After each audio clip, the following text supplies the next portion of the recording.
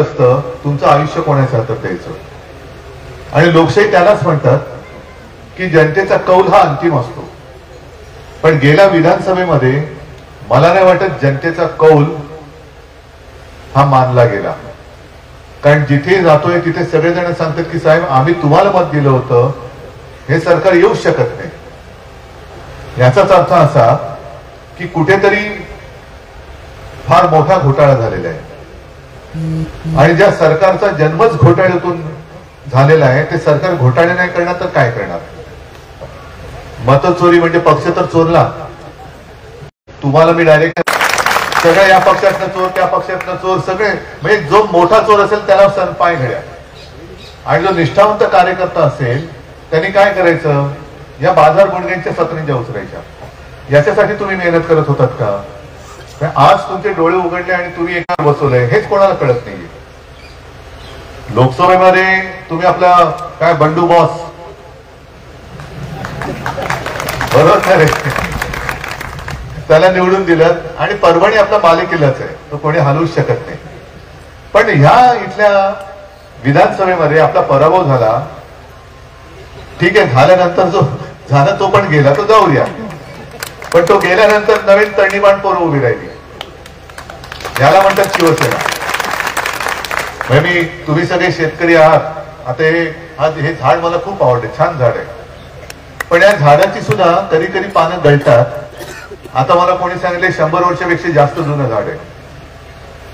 बरोबर ना? म्हणजे पानं गळतात पण मुळं आणि खोड मजबूत आहे. तसं शिवसेनेचं आहे.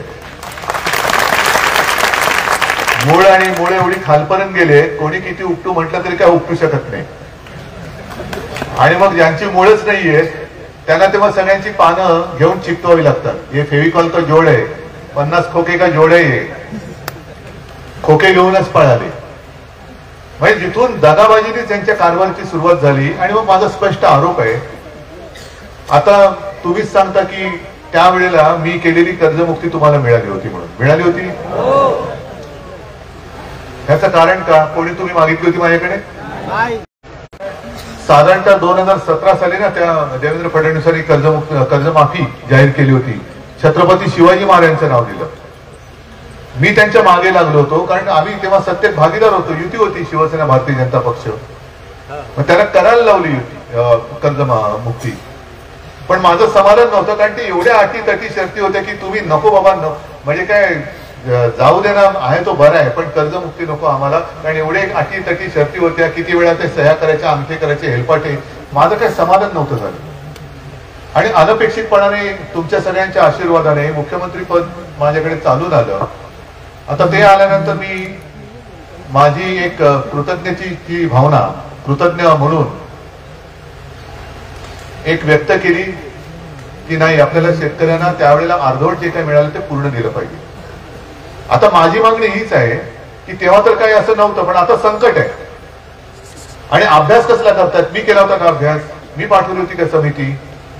बरं, आता जर का अभ्यास करायला समिती पाठवली तर तुम्ही इकडे शेतकरी किती जमले आहात की नाही? शेतकरी सगळे शेतकरी आहात ना? मग आता मला प्रामाणिकपणे सांगा, कारण मी येता जाताना बघतोय शेतकरी दादा माझा कामाला लागला. पेरण्या सुरू झाल्या, म्हणजे डोळ्यात पाणी आहे. जगायचं कसं हा प्रश्न आहे, खायचं काय हाही मोठा प्रश्न आहे. पण तुम्ही काम नाही थांबू शकत. म्हणजे दुतर्फा बघितलं तर आता परवा सुद्धा मी गेलो होतो, पेरणी सुरू आहे. मग आता जर का कोणी पंचनामा करायला आला तो रिपोर्ट काय देणार?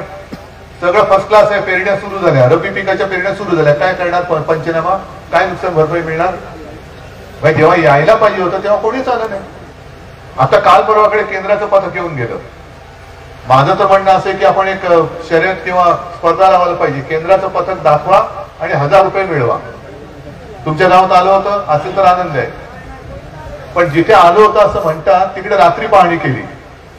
ते टीव्हीवर चालायचं ना, रात्रीचं खेळ चालेल तसं रात्रीची पाहणी. काय करणार रात्रीचं पाहणी करून?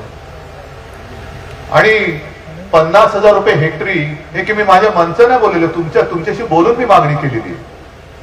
कर्जमुक्ती झालीच पाहिजे ही माझ्यापेक्षा तुमची मागणी आणि तुमची आत्ताची आवश्यकता आहे. कारण तुम्ही संकटात आहात. मुख्यमंत्र्यांनी आता जूनचा मुहूर्त दिलाय. मान्य असेल तर मला काही हरकत नाही कारण मी तुमच्यासाठी लढतोय. तुम्हाला जूनचा मुहूर्त मान्य आहे का? कारण जूनचा मुहूर्त काढायचा असेल, चला मी सांगतो, शेतकरी दादांना सांगतो की थांबा, मुख्यमंत्री जून मध्ये कर्जमुक्ती करणार आहे. पण मला मुख्यमंत्र्यांनी मग 2-3 प्रश्नांची उत्तरं द्यायची. जून मध्ये जर का कर्जमुक्ती करणार असाल तर आत्ताच थकलेल्या कर्जाचे हप्ते आम्ही भरायचे की नाही भरायचे? व्याजाचे हप्ते, नवीन रब्बीसाठी कर्ज मिळणार आहे की नाही मिळणार आहे? मग ते मिळालं तर त्याचे सुद्धा हप्ते किंवा व्याज भरायचं की नाही भरायचं? आणि ते सुद्धा कर्ज तुम्ही जून मध्ये माफ करणार आहात का? माझे प्रश्न बरोबर आहेत का चुकीचे आहेत? कारण बँकेचे तगारे थांबलेत, तुमचं अकाउंट सुद्धा काय होल्ड वगैरे करतात तसं सगळं केलेलं आहे, बरोबर आहे. आणि बँकेचे तगादे काय थांबले नाहीत. माझ्याकडे बातम्या आहेत, रोज कुठे ना कुठेतरी आत्महत्या सुरूच आहेत. मराठवाड्यात तर आहेत, पण विदर्भात सुद्धा सुरू आहे.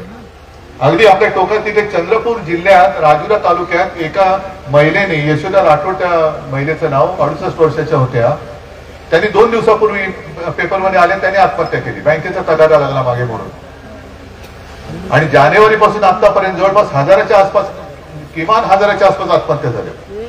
मग या आत्महत्येचा पाप निवडणुकीच्या आधी जे देवेंद्र फडणवीस सांगत होते की भाजपचं सरकार आल्यानंतर आम्ही शेतकऱ्याचा 7-12 करू, कोरा कोरा कोरा म्हणून तुम्ही त्यांना मतं दिली. मग आता हे आत्महत्येचं पाप कोणाच्या डोक्यावर टाकायचं? जर वेळेमध्ये कर्जमुक्ती झाली असती तर ही सगळी 1000च्या 1000, मी 1000 एक अंदाजाने बोलतोय, त्याहून जास्त असतील. ही सगळी लोक आज आपल्यामध्ये हजर असतील. ही सगळी घरं जी उजाड झाले, त्या घरावरती त्यांच्या हक्काचं एक मायेचं जे कौल होतं ते आज तसं छप्पर तसं राहिलं असतं. ही घरं उजाडून टाकतात. म्हणजे पुराणी आणि या आपत्तीने तर घरं गेलीच वाहून, जमिनी खरडून गेल्या.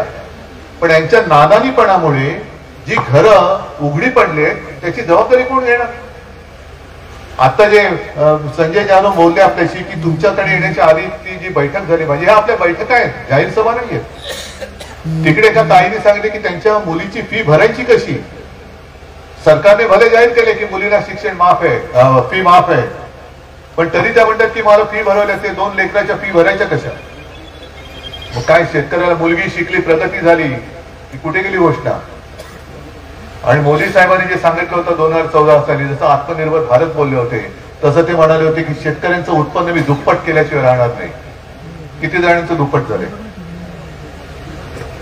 अहो साधा प्रश्न आहे.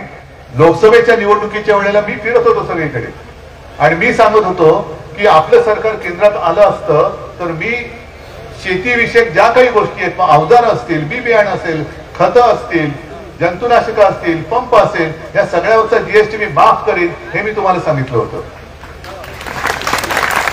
आता जीएसटी कोणी लावला? मोदी बाबांनी. म्हणजे खतावरती आता किती कल्पना नाही, पण एक काळ असं होतं की 18% होता, बरोबर ना?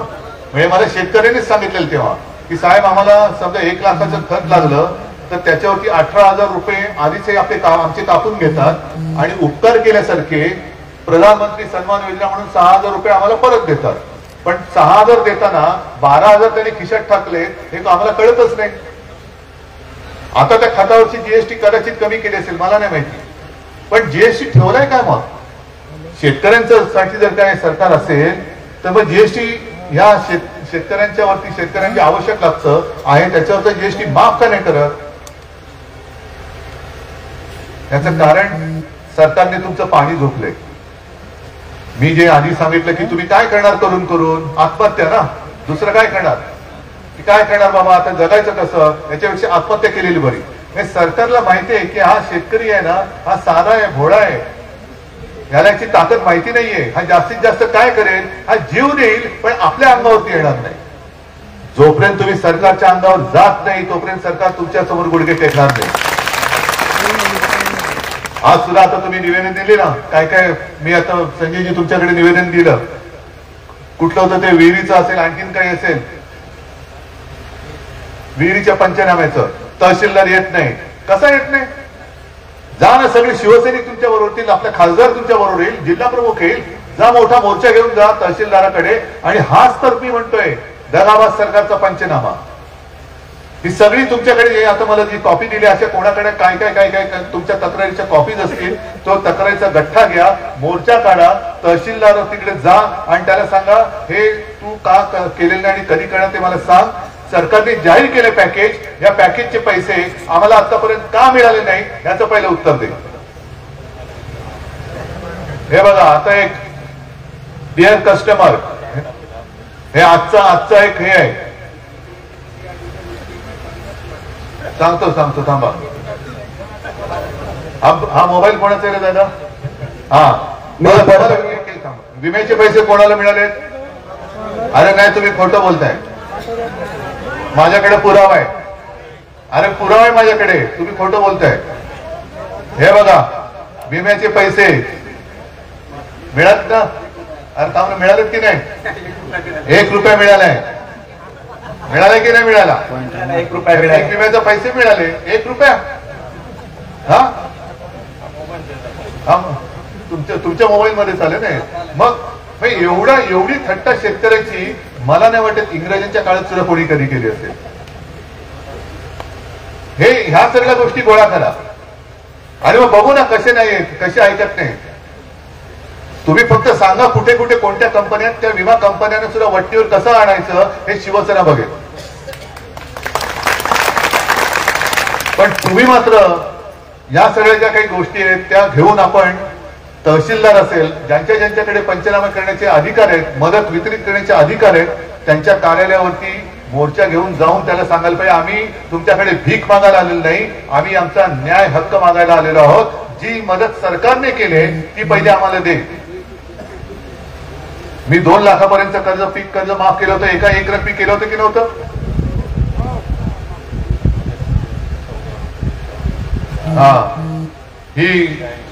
ही आणखी नाही, म्हणजे जमिनीप्रमाणे कोणाकोणाला किती मदत आली ती त्याची यादी आहे.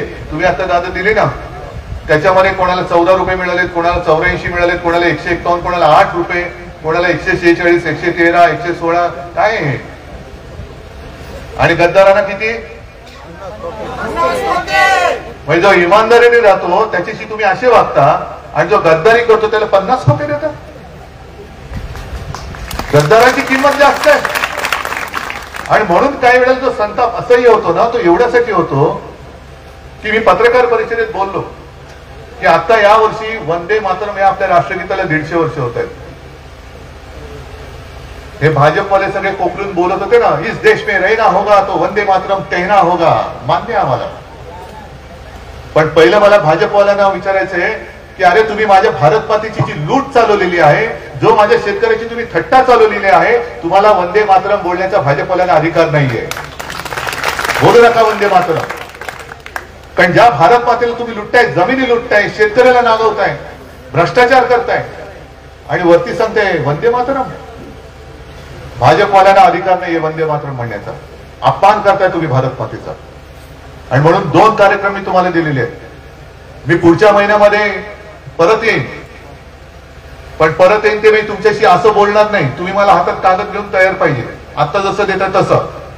आणि त्या कागदावरती दगाबाज सरकारचा पंचनामा पाहिजे, त्या पंचनाम्याचा रिपोर्ट पाहिजे. रोज जायचं, कार्यालयात जायचं आणि त्याला सांगायचं तुझ्या सर्कलमध्ये किती शेतकऱ्यांच्या जमिनीचा पंचनामा केला त्याची यादी दे, किती जमिनीचा केलेला नाही त्याची यादी दे. पंचनामा केला असशील तर किती शेतकऱ्यांना किती नुकसान भरपाई मिळाली पाहिजे त्याची यादी दे, किती शेतकऱ्यांना नुकसान भरपाई मिळालेली आहे त्याची यादी दे.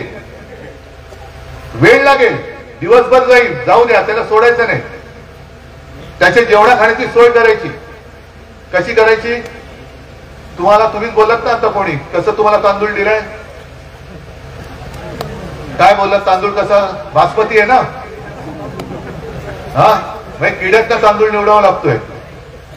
गहू सुद्धा तसाच हायब्रिड दिलेला आहे. या सगळ्याचं पंचपक्वान्न करा आणि त्याला सांगा तूच वितरित केलेलं आहे सरकारने, हेच तुला आम्ही जेवायला, तू जेव इकडे, पण आमचं काम केल्याशिवाय जायचं नाही. रोज सकाळी इतक्या वाजता ऑफिस टाइम आहे ना, कार्यालयाने वेळेत ये इकडे, तुझ्या जेवणा खाण्याची सोय करतो, पण तुझा पंचनामा आता आम्ही केल्याशिवाय राहणार नाही. हे सुरू करा जरा.